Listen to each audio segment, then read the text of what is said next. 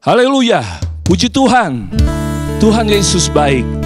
Dimanapun Bapak, Ibu, Saudara, Saudari berada, kita akan mulaikan ibadah online kita. Mari saya jemput kita bangkit berdiri dan angkat pujian kekuatan di hidupku. Kekuatan di hidupku, ku dapat dalam Yesus. Dia tak pernah tinggalkanku, setia menopangku, berseru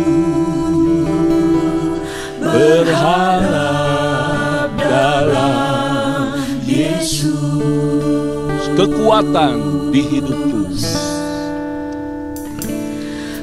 Kekuatan di hidupku, ku dapat dalam Yesus. Dia tak pernah tinggalkanku, setia menopangku, berseru berharap dalam Yesus. Ajaib Kau Tuhan, ajaib Kau Tuhan, penuh kuasa, sanggup pulihkan keadaanku, dalam tangan-Mu seluruh hidupku tak akan goyah selamanya. kekuatan di hidupku. Haleluya. Kekuatan di hidupku, Hanya ku dapat di dalam Yesus. Haleluya. Yesus. Dia tak pernah tinggalkan. Dia selalu setia menopang. Haleluya. Saat aku berseru padanya, saat aku berharap hanya dalam Yesus saja. Haleluya. Ajaib Kau Tuhan, penuh kuasa. Ajaib Kau Tuhan, penuh kuasa, sanggup pulihkan keadaanku, dalam tangan-Mu seluruh hidupku tak akan goyah selamanya. Ajaib Kau Tuhan, haleluya, penuh kuasa. Kau sanggup memulihkan keadaan kami. Haleluya. Dalam tangan-Mu seluruh hidupku tak akan goyah selamanya. Tak akan goyah selamanya.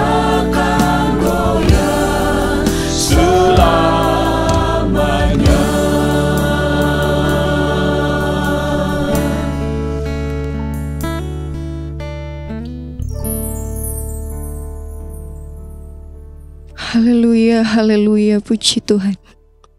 Benar Tuhan, kekuatan kami yang kami dapatkan hingga pada saat hari ini Tuhan, semua karena Tuhan, semua pemberian cinta kasih Tuhan dalam hidup kami. Segala puji, hormat, syukur kembali kami naikkan kepadamu Bapa di sorga. Kami bersyukur memiliki Allah seperti Tuhan yang tidak pernah meninggalkan hidup kami. Kami bersyukur, berterima kasih Tuhan, hingga pada saat hari ini kami masih boleh ada semua karena Tuhan.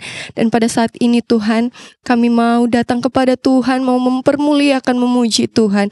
Biarlah Tuhan yang melayakkan setiap kehidupan kami untuk kami dapat memuji bersorak bagi Tuhan. Tuhan tolong setiap pelayan-pelayan Tuhan, biarlah kami sama-sama menikmati hadirat Tuhan. Bahkan jemaat Tuhan yang menyaksikan kami pun sama-sama menikmati hadirat Tuhan. Terpujilah namamu Bapa, kekal untuk selama-lamanya. Kami serahkan ibadah ini ke dalam tangan kasih Tuhan. Biarlah Roh Kudus-Mu yang bekerja dan berkarya. Hanya dalam namamu Tuhan Yesus Kristus kami mulaikan ibadah ini. Haleluya, puji Tuhan. Amin. Kita tetap tinggal berdiri, saudara-saudara. Kita akan memuji membesarkan nama Tuhan. Bagi Tuhan Yesus tidak ada yang perkara yang mustahil. Juga tidak ada perkara yang mustahil bagi kita yang percaya kepadanya. Angkat pujian, tiada yang mustahil bagi Tuhan Yesus. Tiada yang mustahil bagi Tuhan Yesus. Tiada yang mustahil bagi Dia. Semua pasti jadi oleh kuasa firman. Tiada yang mustahil bagi Dia. Yang lemah dikuatkan, Yang lemah dikuatkan, yang susah dihiburkan, yang sakit disembuhkan oleh kuasa firman. oh Semua pasti jadi oleh kuasa firman. Tiada yang mustahil bagi Dia. tiada yang mustahil bagi Tuhan Yesus. Haleluya. Tiada yang mustahil bagi Tuhan Yesus. Tiada yang mustahil bagi Dia. Semua pasti jadi oleh kuasa firman. Tiada yang mustahil bagi Dia. Yang lemah dikuatkan, Yang lemah dikuatkan, yang susah dihiburkan, yang sakit disembuhkan oleh kuasa firman. oh Semua pasti jadi oleh kuasa firman. Tiada yang mustahil bagi Dia. yang lemah dikuatkan. Haleluya. Yang lemah dikuatkan, Yang sakit yang susah dihiburkan, yang sakit disembuhkan oleh kuasa firman. oh Semua pasti jadi oleh kuasa firman. Tiada yang mustahil bagi tak Dia. pernah kecewa, Tak pernah kecewa mengiring Yesus. Tak pernah kecewa, ku serahkan semua. Berjalan sertanya, semakin bahagia. Tak pernah kecewa selamanya. tak pernah kecewa. Haleluya. Tak kecewa Mengiring Yesus, mengiring Yesus. tak pernah kecewa. Tak pernah kecewa, Kuserahkan semua padanya. serahkan semua. Haleluya. Berjalan sertanya, semakin bahagia. Tak pernah kecewa buat selamanya. Sekali lagi, tak pernah kecewa. Haleluya. Kecewa mengiring Yesus. Tak pernah kecewa, ku serahkan semua. Berjalan sertanya, semakin bahagia. Tak pernah kecewa buat selamanya. Bahwa Tuhan juga gunung batuku. Bahwa Tuhan juga gunung batuku. Bahwa Tuhan juga kota bentengku. Bahwa Tuhan juga penolongku. Dia itu Allahku dan percaya akan Dia. Haleluya, haleluya. Dia perisaiku, aku percaya akan Dia. Tanduk selamatku, aku percaya akan Dia. Tempat perlindungan, tempat lindunganku yang tinggi. Bahwa Tuhan juga, bahwa Tuhan juga gunung batuku. Haleluya. Bahwa Tuhan juga, Dia kota bentengku. Amin, amin. Bahwa Tuhan juga penolongku. Haleluya. Dia itu Allahku dan gunung batuku. Aku percaya, aku percaya. Haleluya, haleluya. Oh, haleluya. Terima kasih Tuhan. Akan Dia tanduk selamatku, aku percaya akan Dia. Tempat perlindungan, tempat lindunganku yang tinggi. Aku percaya, amin, haleluya, haleluya. Dia perisaiku, aku percaya akan Dia. Aduh selamatku, aku percaya akan Dia. Tempat perlindungan, tempat lindunganku yang tinggi. Tempat lindungan, haleluya. Sekali lagi, tempat lindunganku yang tinggi. Tempat lindunganku yang tinggi.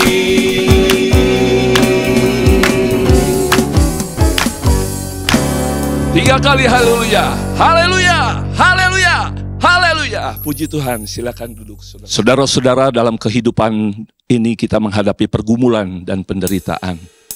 Tapi biarlah dalam sesulit apapun keadaan kita yakin Tuhan akan pelihara hidup kita. Kita angkat pujian, ku tahu Bapa pelihara. Ku tahu Bapa peliharaku, Dia baik, Dia baik. Ku yakin Dia selalu sertaku. Dia baik bagiku. Lewat badai cobaan, semuanya mendatangkan kebaikan. Ku tahu Bapa peliharaku, Dia baik bagiku. Ku tahu Bapa peliharaku. Haleluya. Ku tahu Bapa peliharaku.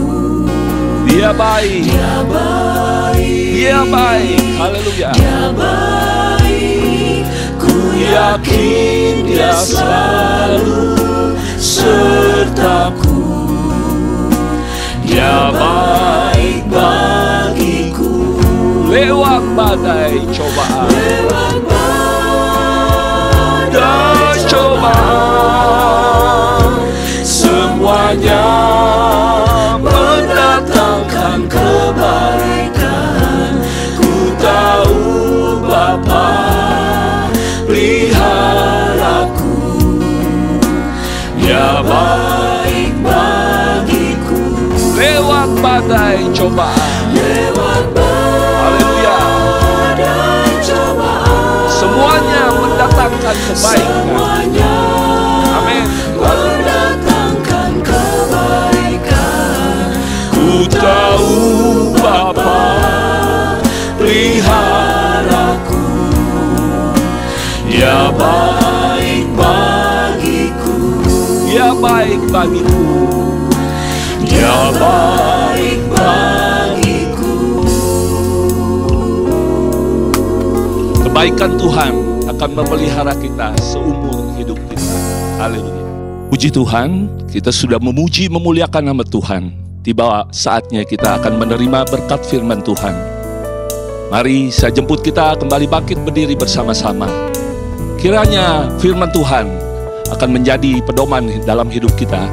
Dan kiranya kita meminta kepada Roh Kudus untuk membawa kita pada segala kebenaran yang ada dalam firman Tuhan. Kita angkat pujian apapun yang terjadi dalam hidupku ini. Apapun yang terjadi dalam hidupku ini, tak pernah ku ragukan kasih-Mu Tuhan. Lewat gunung yang tinggi, dalam lembah yang curam, tak pernah ku ragukan janji-Mu Tuhan. Kau berfirman dan sembuhkanku. Kau bersabda dan selamatkanku. Tiada yang mustahil bagimu. Yesus, ku percaya padamu. Apapun yang terjadi dalam hidupku ini, apapun yang terjadi dalam hidupku ini, tak pernah ku ragukan kasih-Mu Tuhan. Lewat gunung yang tinggi, dalam lembah yang curam, tak pernah ku ragukan janji-Mu Tuhan. Kau berfirman dan sembuhkanku. Kau bersabda dan selamatkanku. Tiada yang mustahil bagimu. Yesus, ku percaya padamu. Kau berfirman dan sembuhkanku. Kau bersabda dan selamatkanku. Tiada yang mustahil bagimu. Yesus, ku percaya padamu.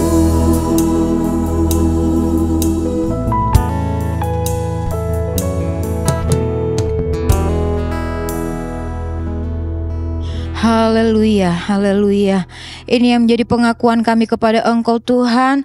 Kami percaya akan setiap janji firman-Mu. Kami percaya bahwa kasih-Mu selalu Tuhan nyatakan di dalam setiap kehidupan kami dari hari ke sehari Tuhan. Dan kami percaya juga Tuhan, tidak ada satupun yang mustahil bagi Engkau. Engkau sanggup melakukan segala perkara. Apa yang mustahil bagi kami manusia, Engkau bisa melakukannya ya Tuhan. Terima kasih buat janji-janji firman-Mu, kebenaran-Mu, itu iya dan amin bagi kami Tuhan. Terima kasih Tuhan Yesus yang baik. Terima kasih kami sudah memuji Tuhan, dan biarlah apa yang sudah kami nyanyikan Tuhan, biarlah itu menjadi persembahan yang berbau harum di hadapan Tuhan, menyenangkan hati Tuhan. Terpuji akan nama-Mu Tuhan Yesus yang baik. Saatnya kami akan menerima lagi dari kebenaran firman-Mu. Biarlah apa yang Engkau kehendaki untuk disampaikan kepada kami semua, Engkau mau berbicara kepada hamba-Mu melalui hamba-Mu bagi kami semua Tuhan. Dan biarlah firman Tuhan itu yang akan terus menguatkan iman kami, yang akan terus menuntun hidup kami ya Tuhan. Kami mengucap syukur. Kami mau sambut firman-Mu hanya di dalam nama Tuhan Yesus Kristus yang menjadi Tuhan dan Juru Selamat kami yang hidup. Haleluya. Amin.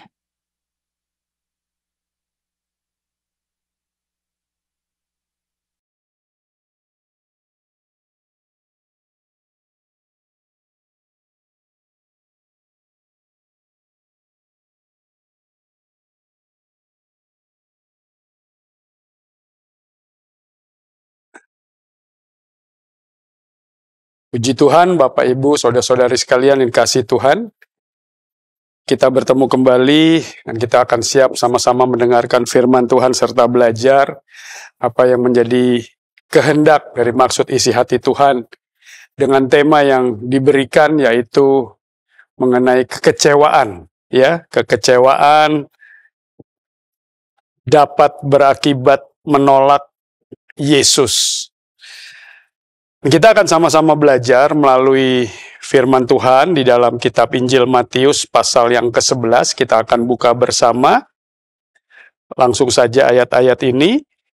Matius pasal yang ke-11 dimulaikan dari ayat yang ke-2 sampai yang ke-6. Saya akan bacakan buat Bapak Ibu Saudara-saudara sekalian. Bapak Ibu boleh ikuti dari Alkitab yang ada pada Bapak Ibu.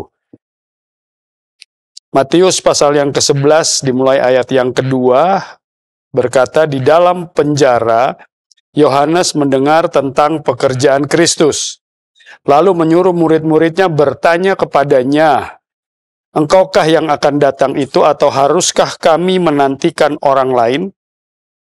Ayat yang keempat, Yesus menjawab mereka, pergilah dan katakanlah kepada Yohanes apa yang kamu dengar dan kamu lihat. Orang buta melihat, orang lumpuh berjalan, orang kusta menjadi tahir, orang tuli mendengar, orang mati dibangkitkan, dan kepada orang miskin diberitakan kabar baik. Dan berbahagialah orang yang tidak menjadi kecewa dan menolak aku. Nah, dasar daripada cerita ini dengan latar belakang bagaimana kehidupan Yohanes Pembaptis, ya, sebelum pernyataan dari ayat tema kita ini terjadi, di mana judul atau tema kekecewaan bisa berakibat menolak Yesus. Nah, kata kekecewaan itu dengan kata dasar kecewa, ya, yang berarti ada perasaan yang kecewa. Jadi tidak puas, tidak sesuai harapan, lalu muncullah perasaan kecewa itu. Nah, latar belakang cerita daripada Yohanes Pembaptis kita bisa lihat di dalam Yohanes pasal 3. Mari sama-sama kita lihat di dalam Yohanes pasal yang ke-3. Injil Yohanes pasal yang ke-3 ayat yang ke-28 saya akan bacakan buat kita semua. Firman Tuhan berkata, kamu sendiri dapat memberi kesaksian bahwa aku telah berkata, aku bukan Mesias, tetapi aku diutus untuk mendahuluinya. Yang empunya mempelai, ayat 29, yang empunya mempelai perempuan ialah mempelai laki-laki. Tetapi sahabat mempelai laki-laki yang berdiri dekat dia dan yang mendengarkannya sangat bersukacita mendengar suara mempelai laki-laki itu. Itulah sukacitaku, dan sekarang sukacitaku itu penuh. Nah, kita tahu melalui latar belakang cerita ini, kalau kita baca secara menyeluruh, Injil Yohanes pasal 3 ini, cerita tentang kesaksian Yohanes, ya, yang membuka jalan untuk Yesus. Kalau kita baca nanti di ayat yang ke-30, atau saya bacakan saja sampai di ayat yang ke-30 tadi, ya. Di sana dikatakan, ia harus makin besar, tetapi aku harus makin kecil. Nah, sebagai seorang sahabat mempelai, ya, siapa mempelainya? Yaitu Tuhan Yesus Kristus. Dia paham, dia mengerti, dan dia tahu posisinya. Bahwa mempelainya yang harus makin besar, sementara dia sebagai seorang sahabat, di situ dikatakan di ayat 30, tetapi aku harus makin kecil. Dia tahu betul fungsinya, dia tahu betul posisinya. Sehingga pada saat Yesus hadir, Yesus datang, di mana kita baca di Matius 11 tadi, mulai ayat yang kedua, waktu Yohanes bertanya di ayat kedua di dalam penjara, ya, dia menyuruh murid-muridnya untuk bertanya, engkaukah yang akan datang itu, atau haruskah kami menantikan orang lain? Ya, waktu murid-murid itu datang bertanya kepada Yesus akan hal tersebut, di ayat 6 Yesus menjawab, berbahagialah orang yang tidak menjadi kecewa dan menolak aku. siapa yang akan datang berikutnya. Setelahnya dia diminta untuk membuka jalan. Kita lihat di dalam Injil Lukas pasal yang ke-7. Injil Lukas pasal yang ke-7 di ayat yang ke-27.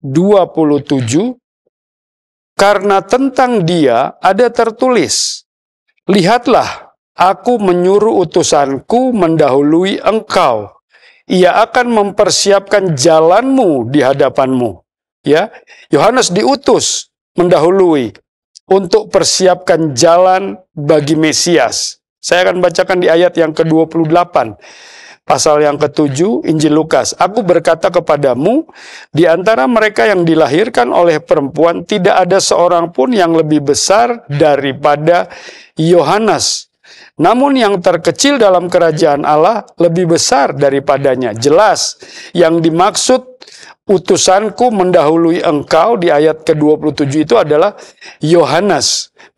Jadi, Yohanes menerima tugas dan tanggung jawab yang begitu luar biasa. Tetapi dia tidak merasa kecewa. Hanya bertanya di Matius pasal 11 itu, engkaukah yang akan datang itu, atau harus kami menanti orang lain? Ya, dia bertanya karena dia menerima tugas sebagai utusan yang mendahului mempersiapkan jalan bagi Yesus.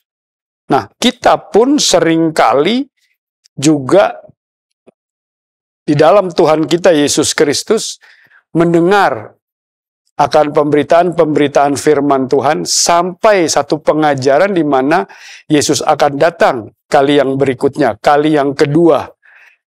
Berita ini sudah diberitakan sekian banyak waktu sampai hari ini.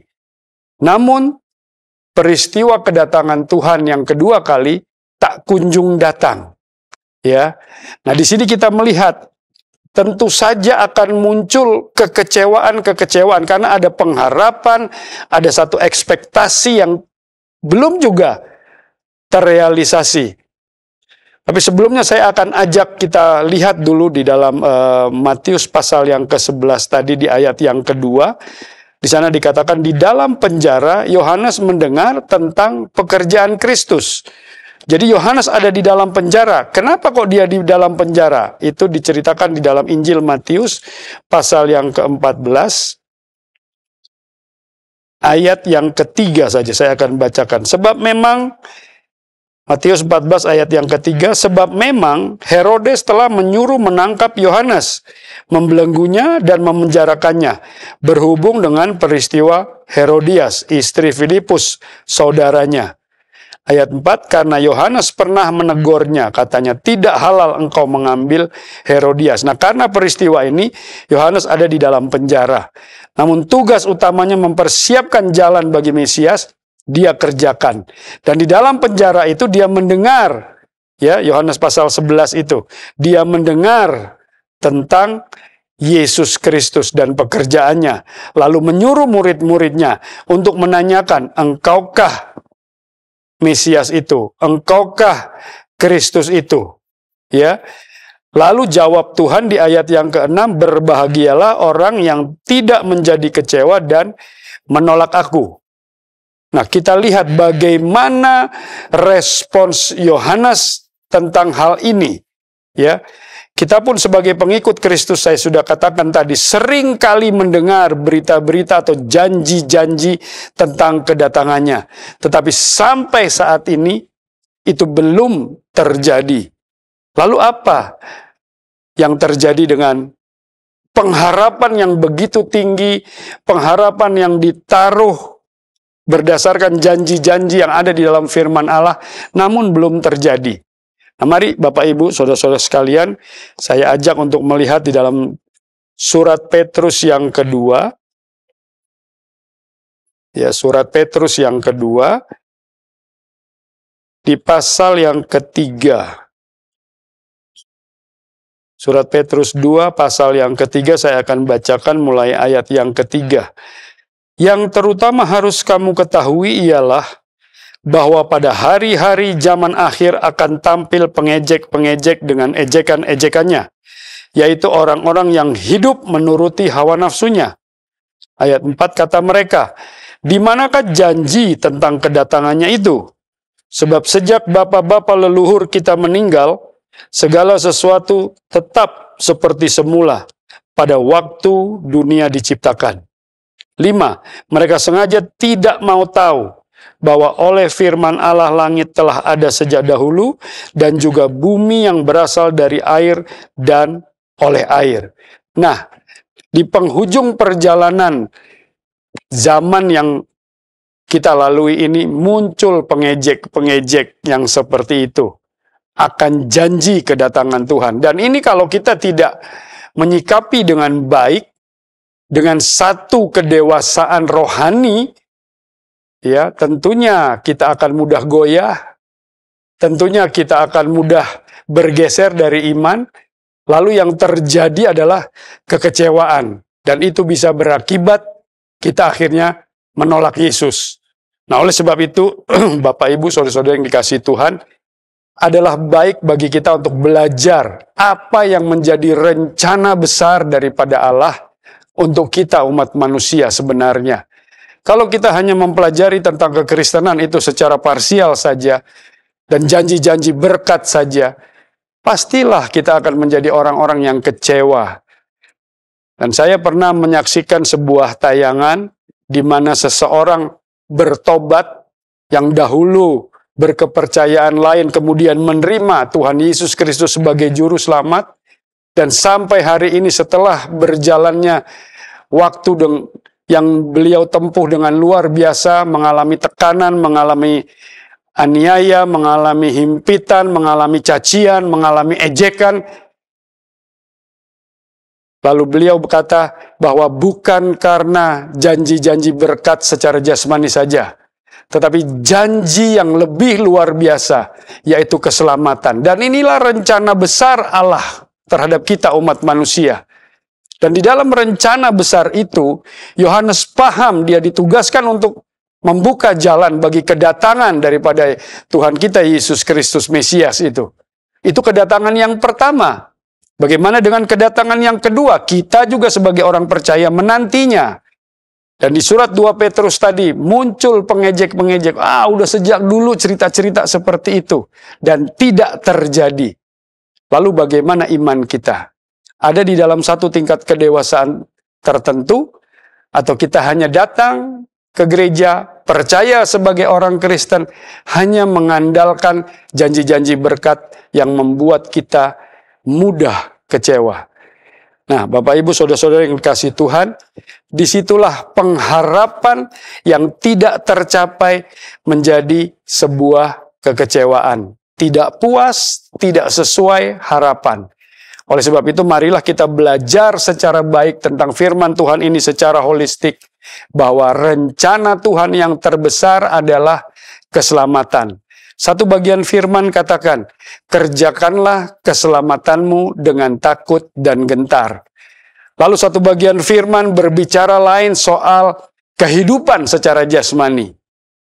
Di dalam Injil Matius juga dikatakan, carilah dahulu kerajaan Allah dan kebenarannya. Itu yang dimaksud kita belajar firman, belajar apa maksud Allah terhadap manusia. Nah, baru kita bisa menghadapi segala sesuatu dalam perjalanan hidup yang Tuhan percayakan, dan tidak akan muncul kekecewaan. Kita harus mengerti bahwa manusia jatuh di dalam dosa. Dalam kitab Kejadian pasal yang ketiga. Di dalam kitab Kejadian pasal 3 juga rencana Allah untuk menyelamatkan manusia dimulai.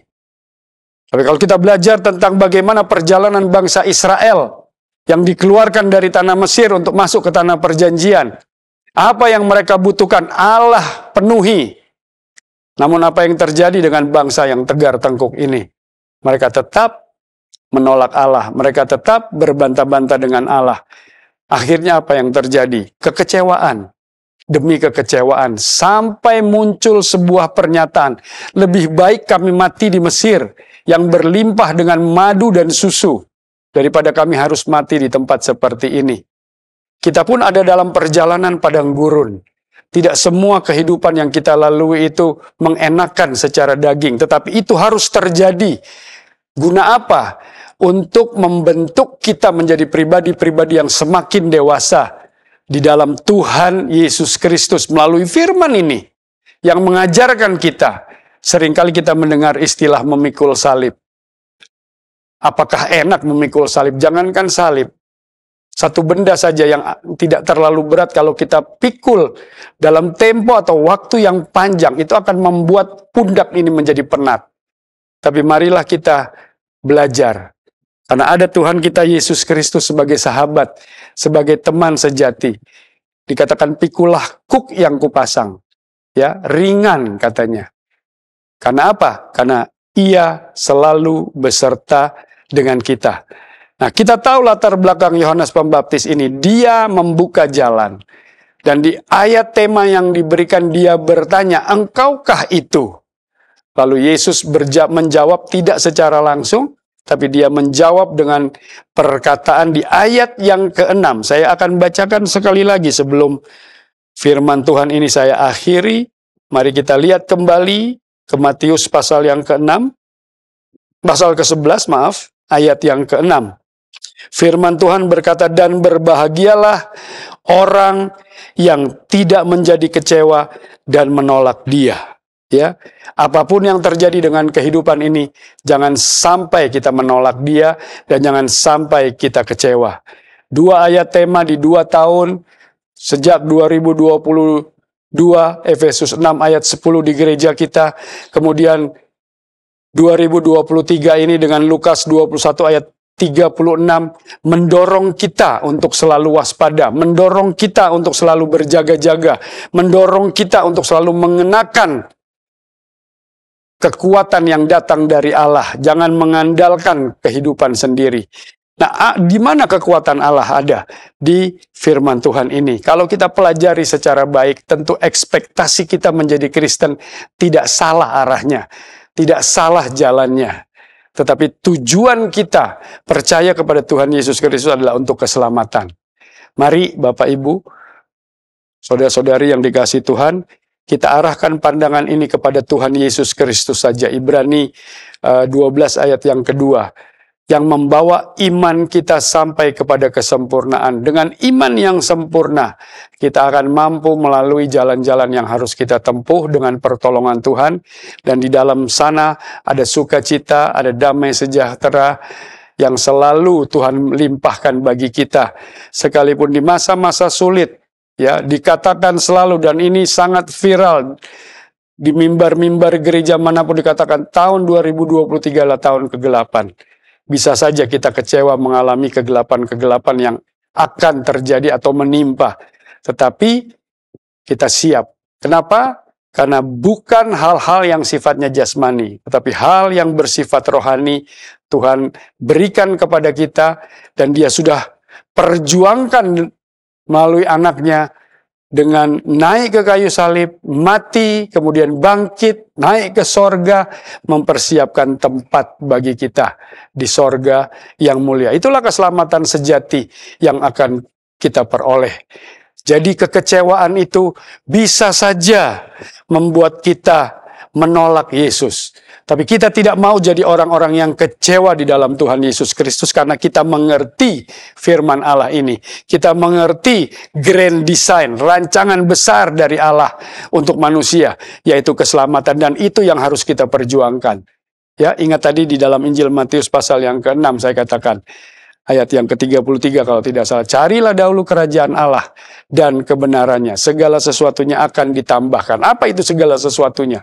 Ya, kalau kita setia dalam pekerjaan mencari kerajaan Allah dan kebenaran, apapun yang menjadi keperluan kita, kebutuhan kita, Tuhan pasti akan tambahkan. Bapak Ibu, saudara-saudara sekalian, saya tidak panjangkan firman Tuhan ini, tetapi marilah kita mengerti bahwa jangan sampai terjadi kekecewaan dalam hidup kita, dalam kita mengiring Yesus. Karena kekecewaan yang terjadi bisa saja membuat kita menolak Yesus. Misalnya kita kecewa di satu tempat ibadah, kita kecewa dengan orang lain, kita kecewa dengan apa saja yang terjadi di gereja tersebut. Bahkan di akhir-akhir ini saya lihat mungkin ada pergantian pimpinan di dalam gereja, kemudian kecewa. Kita datang ke sana bukan buat manusia. Kita datang beribadah, sekali lagi saya tekankan, bukan buat manusia, tapi buat Tuhan Yesus Kristus yang menjadi juru selamat kita.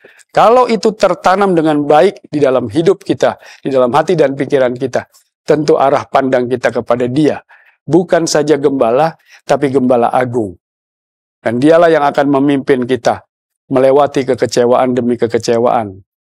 Melainkan kita tetap kuat, teguh di dalam Tuhan Yesus Kristus. Puji Tuhan. Dilalukan kekecewaan dari kehidupan kita, diganti dengan damai sejahtera, sukacita, dan penuh pengharapan di dalam Tuhan Yesus Kristus. Mari saya undang kita bangkit berdiri dan kita akan akhiri pemberitaan firman Tuhan ini. Dan biarlah kita belajar untuk sekali lagi mengarahkan pandangan hanya kepada Gembala Agung kita, yaitu Tuhan Yesus Kristus, sehingga tidak ada kekecewaan-kekecewaan yang akan terjadi dalam hidup kita. Puji Tuhan.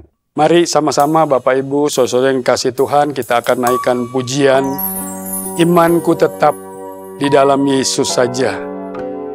Iman kita tidak goyah, arah pandang iman kita kepada Raja di atas segala raja, Gembala Agung kita, sehingga kekecewaan akan lalu dari kehidupan ini. Haleluya.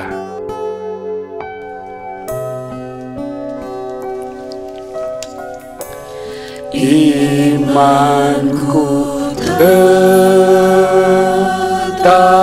di dalam Yesus saja, yang telah mati buatku di Golgota. Ku kira sebab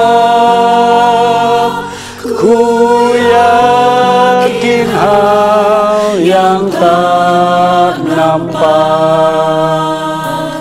Imanku tetap teguh di dalam Yesus. Imanku tetap di dalam Yesus saja, yang telah mati buatku di Golgota. Ku kira sebab ku yakin hal yang tak nampak. Imanku tetap teguh di dalam Yesus. Imanku tetap di dalam Yesus. Haleluya. Haleluya. Yang telah mati buatku di Golgota. Ku kira sebab ku yakin hal yang tak nampak. Amin. Imanku tetap teguh di dalam Yesus. Imanku tetap di dalam Yesus saja,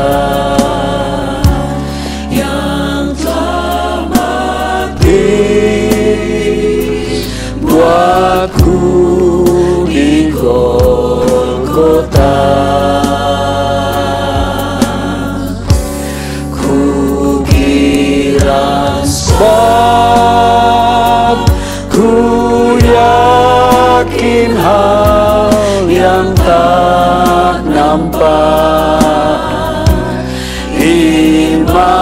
imanku tetap teguh di dalam Yesus.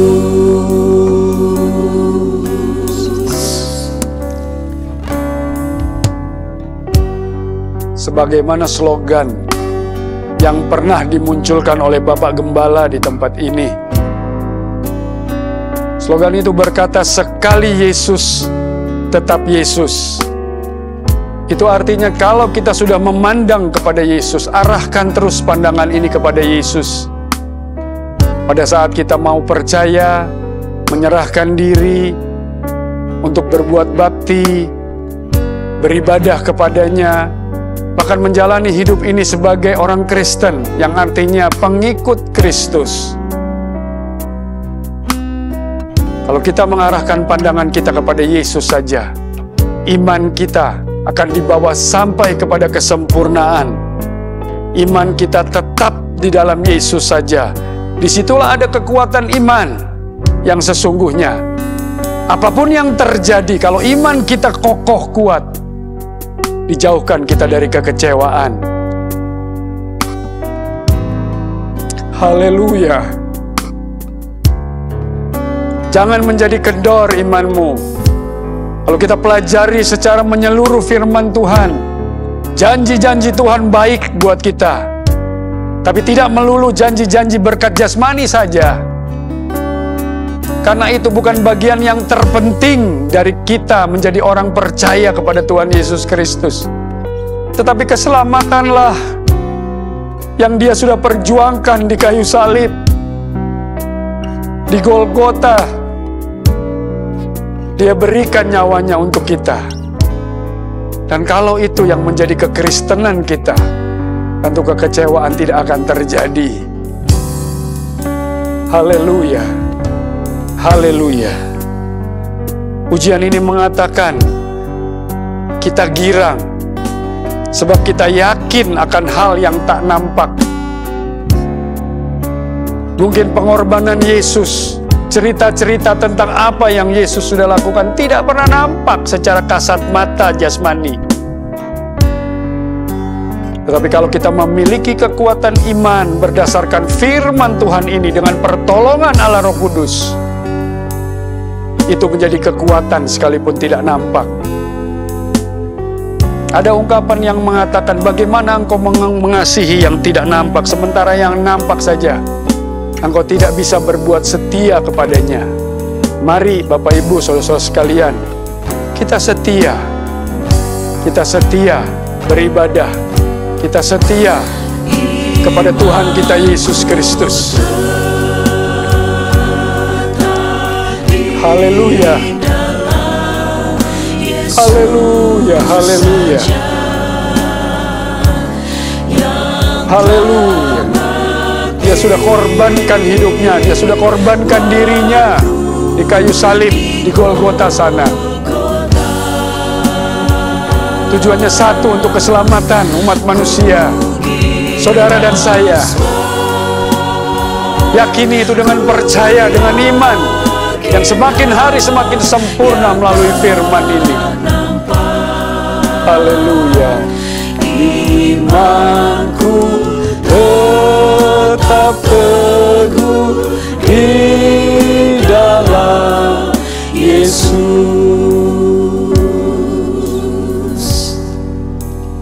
Haleluya.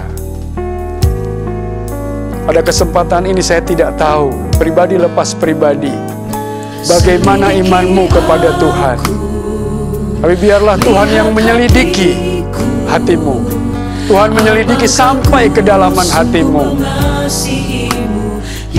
Haleluya.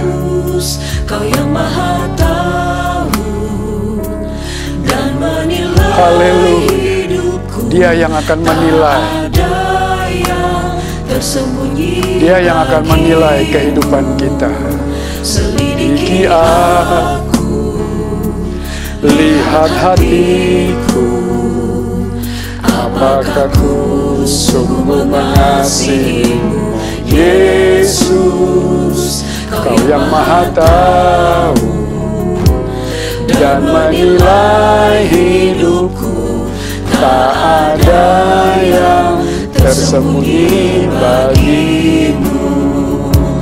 Telah kulihat kebaikan-Mu yang tak pernah habis di hidupku. Ku berjuang sampai akhirnya Kau dapati aku tetap setia. Telah kulihat kebaikan-Mu yang tak pernah habis di hidupku. Ku berjuang sampai akhirnya Kau dapati aku tetap setia. Ku berjuang sampai akhirnya Kau dapati aku tetap setia. Haleluya, haleluya, haleluya, haleluya. Biarlah Engkau mendapati kami setia kepadamu ya Tuhan. Iman kami tetap teguh di dalam Engkau. Sehingga apapun yang terjadi dengan dunia ini, dengan kehidupan kami, tidak menjadikan kami kecewa Tuhan. Yang bisa membuat kami meninggalkan Engkau. Tetapi kami tetap teguh di dalam iman kami. Karena kami memandang kepada Engkau saja. Arah pandang kami hanya kepada Engkau saja yang membawa iman kami sampai kepada kesempurnaan. Kami mengerti apa arti kehidupan kekristenan ini. Terima kasih Bapa di dalam sorga. Terima kasih Tuhan Yesus.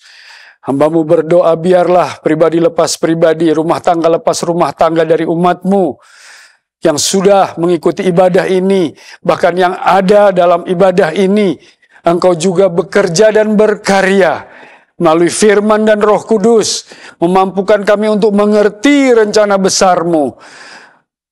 Dan kalau kami mengerti rencana Tuhan akan keselamatan ini, kami tidak mudah undur, kami tidak mudah kecewa Tuhan. Apapun yang terjadi dalam hidup ini, terpuji-pujilah Engkau Allah yang maha besar dan maha kuasa. Terus berkarya dalam hidup kami ya Tuhan. Berbicara terus kepada kami melalui pembelajaran-pembelajaran firman-Mu. Ajar kami terus untuk memuji dan menyembah Engkau. Ajar kami untuk mengerti Engkau melalui firman-Mu ini. Ajar kami memahami isi hati-Mu. Sehingga Tuhan Yesus, kondisi apapun yang terjadi dalam kehidupan kami, tidak menjadikan kami kecewa. Tapi kami tetap kuat, teguh di dalam Engkau, dalam iman percaya kepadamu.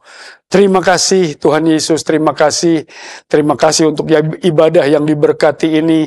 Dari awal, pertengahan sampai akhirnya kami percaya hadirat Tuhan ada bersama-sama dengan kami. Dimanapun kami berada, Tuhan hadir bersama-sama dengan kami dan memberkati kami. Terpujilah Engkau untuk selama-lamanya. Sebelum kami akhiri ibadah ini Tuhan Yesus, biarlah kiranya Engkau lawati umat-Mu. Kalau ada yang sakit baik di rumah sakit maupun di rumah-rumah, Engkau halawati dengan kuasa-Mu di dalam nama Tuhan Yesus Kristus. Yang sedang berduka juga Tuhan lawati dengan penghiburan yang datang dari Engkau, kekuatan dari Allah Roh Kudus. Yang mengalami jalan buntu, Engkaulah jalan bagi kami. Yang mengalami beban berat, Engkaulah sahabat teman yang bersama-sama memikul beban itu Tuhan, sehingga menjadi ringan. Tolong umat-Mu, tolong kami semua Tuhan. Dalam usaha pekerjaan, rumah tangga, studi dari anak-anak-Mu, Engkaulah yang menjadi penolong sejati kami. Sehingga semua dapat berjalan dengan baik. Semua dapat diberkati dengan begitu luar biasa.